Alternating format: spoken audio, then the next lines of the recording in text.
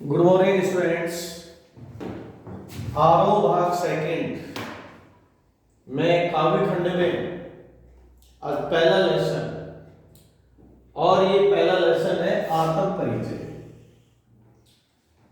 इस आत्म परिचय जो कविता है इसके कवि हैं हरिवंश राय बच्चन।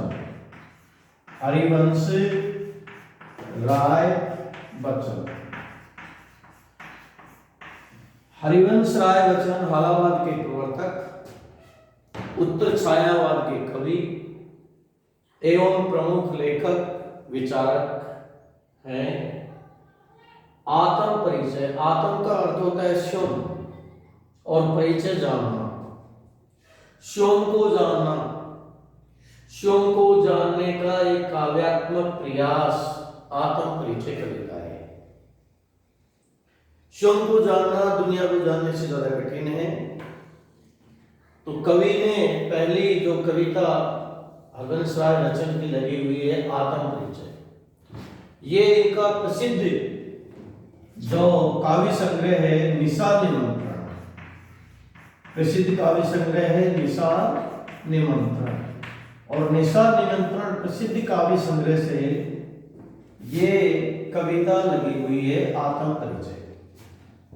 तो सबसे पहले हम हालावाद, हाला वैसे शराब को कहते हैं, लेकिन यह हाला का अर्थ है प्रेम और मस्ती का काव्य, प्रेम और स्नेह का काव्य। उस हालावाद के हिंदी साहित्य में प्रवर्तक, उत्तर छायावाद के कवि हरिवंश राय बच्चन है।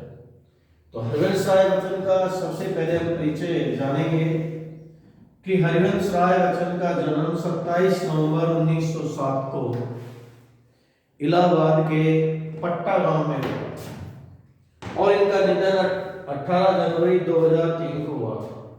तो हरिवंश राय बच्चन का जो कवि परिचय है उसको हम बिंदु से शुरू करेंगे और वो करेंगे साहित्यिक परिचय।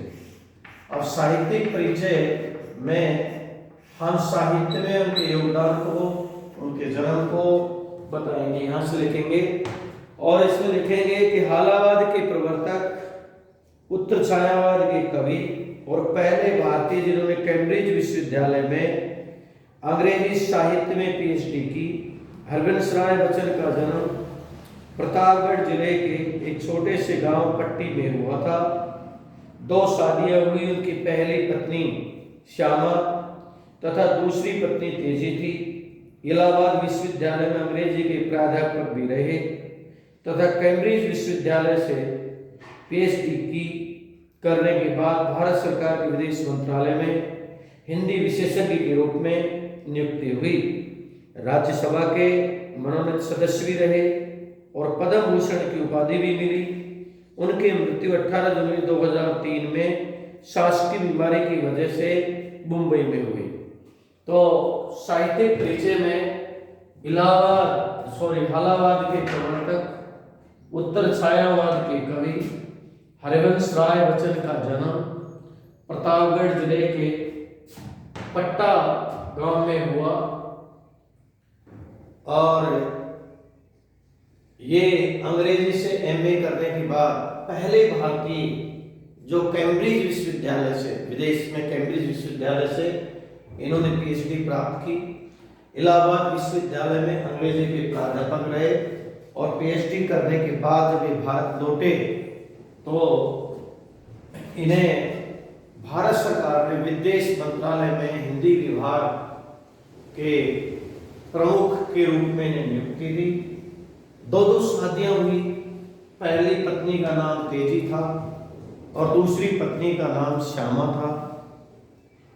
सांस की लंबी बीमारी के चलते मुंबई में इनका निधन 18 जनवरी 2003 को हुआ।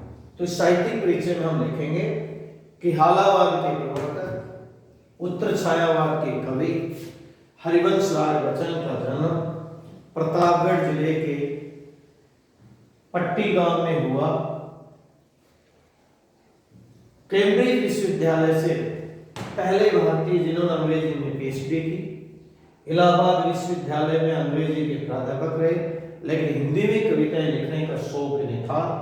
यह हिंदी में कविताएं इन्होंने लिखी और पीएचडी कर कर जब कैम्ब्रिज विश्वविद्यालय से लौटे तो इन्हें भारत सरकार ने विदेश मंत्रालय में हिंदी विभाग में नियुक्ति दी। दो शादियां हुई। पहली पत्नी का नाम तेजी और दूसरी पत्नी का नाम श्यामा था। साहित्य की सेवा करते हुए सांस की लंबी बीमारी के चलते 18 जुलाई 2003 को इनका निधन हो गया। दूसरा लिखेंगे भाव पक्ष। इनकी कविता का भाव पक्ष क्या है? भाव पक्ष का अर्थ है भाव सुंदरी। अभी 12वीं में जो एनसीईआरटी का सिलेबस लगा है उसमें ऐसे प्रश्न आते हैं कि इसके काव्य सौंदर्य पर प्रकाश डालिए। काव्य सौंदर्य के दो पार्ट होते हैं, भाव पक्ष या भाव सौंदर्य, शिल्प सौंदर्य या कला सौंदर्य। तो भाव पक्ष में जब हम इसको लिखेंगे तो उमर खयाम के जीवन दर्शन से बहुत प्रभावित रहे। अपने को जानना दुनिया को जानने से ज्यादा कठिन है। समाज से व्यक्ति का नाता खट्टा मीठा तो होता ही है। संसारिक जीवन को पूरी तरह अलग होकर जीना संभव नहीं है। दुनिया अपने विभिन्न बाण और शासन चाहे जितना कष्ट दे, पर दुनिया से कटकर मनुष्य रह भी नहीं सकता, क्योंकि मनुष्य की अपनी अस्मिता पहचान, अपनी पहचान का उत्साह होता है तथा इस पहचान के उत्साह को लेकर वह जीवन जीता है। वही उसकी दुनिया है। मनुष्य निरंतर दुनिया से अपने द्विधात्मक और द्वंद्वात्मक संबंधों के मर्म को बताता रहता है। मनुष्य का जीवन विरोधों का सामंजस्य है। गुजरते समय का एहसास में लक्ष्य प्राप्ति के लिए कुछ कर गुजरने का भी जोश बढ़ता है। देखो भाव पक्ष का इनकी कविता में जो भाव पक्ष है कि स्वयं को जानना दुनिया को जानने से ज्यादा कठिन है। मनुष्य का इस संसार से, इस जीवन से खट्टा मीठा अनुभव होता है। इस संसार से, जीवन जगत से मनुष्य का द्वंद्वात्मक और द्विधात्मक संबंध होता है। लेकिन संसार से निरपेक्ष होकर मनुष्य जीवन नहीं जी सकता। संसार के सापेक्ष होकर ही जीवन जी सकता है। और मनुष्य अपनी पहचान को बढ़ाते हुए, अपने पहचान का उत्साह उसके जीवन में हो, उसकी पहचान उसकी दुनिया है। यही प्रेरणा इनके काव्य में है। इनके काव्य का भाव सुंदरी है कि मनुष्य बिल्कुल संघर्षों के बीच रहकर, सुख दुख में भी समान भाव से जीवन जीकर अपनी पहचान बनाता रहे, उसमें उत्साह बना रहे। ऐसी प्रेरणा जीवन जीने की इनकी कविता देती है। और जो दूसरी कविता लगी हुई है वो है दिन जल्दी जल्दी ढलता है। इसमें गुजरते समय के एहसास की प्राप्ति से ही लक्ष्य प्राप्ति का जज्बा, जोश, जुनून या उत्साह होता है। तीसरा है कला पक्ष या कला सौंदर्य। अब कला सौंदर्य में भी जब हम बात करेंगे तो गे शैली में लिखी गई इनकी कविता है, छंद मुक्त कविता है। उमर खयाम की रुबाइयों का प्रभाव उस पर पड़ा है। वियोग श्रृंगार रस है, छंद मुक्त कविता है। और इसमें कवि ने सुख और दुख में बिल्कुल समान भाव से जीवन जीने की प्रेरणा दी है। और इस कविता में कवि की आत्मकथा गूंजी है, उसके हृदय के भाव गूंजे हैं। तो इसमें कला पक्ष में खड़ी बोली है, छंद मुक्त कविता है, लक्षणा शब्द शक्ति है, वियोग श्रृंगार रस एवं शांत रस का परिपाक है और भावों के अनुरूप अलंकारों का स्वाभाविक प्रयोग हुआ है। ये इसका कला सौंदर्य कला पक्ष है। और चौथा है रचना। रचनाओं में जो मधु काव्य है उसमें मधुशाला 1935 में इनकी प्रकाशित हुई। मधु शराब को कहते हैं। हालांकि यहाँ प्रेम और स्नेह रूपी शराब है, क्योंकि इस संसार में प्रेम और स्नेह का अभाव है, जिसके कारण कवि को ये संसार अधूरा लगता है। तो मधुशाला इनका मधु काव्य है। मधुबाला, मधुबाला के बाद मधुकलश, मधुकलश और उसके बाद निशा निमंत्रण इनका प्रसिद्ध काव्य संग्रह है। एकांत संगीत, संगीत, अंतर्यामी, ये इनकी रचनाएं हैं।